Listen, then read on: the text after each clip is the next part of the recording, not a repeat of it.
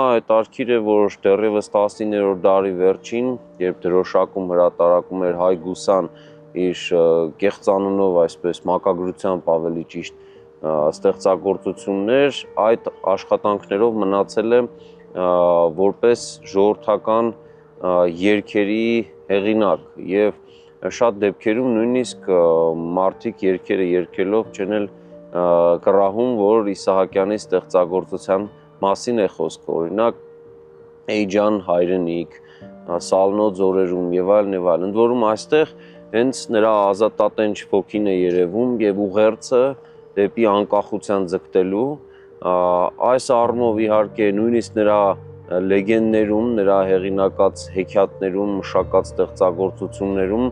շատ հստակ երևում է նորից ուղերձը ազատատենչ մարդ, բայց այդ մարդն ունի ազգային նկարագիր եւ ոչ թե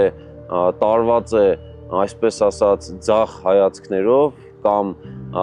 ուլտրա լիբերալ հայացքներով, այլ ազատամիտ գաղափարը, այսինքն պետություն ունենալու ազգային ազատագրության գաղափարը հաղորդելու ուղերձն է, որ նրա ստեղծագործություններում մենք տեսնում ենք։ Նախագծի գլխավոր գործընկերն է Կոնվերս բանկը, ֆինանսական աշխարհի ձեր հուսալի գործընկերը։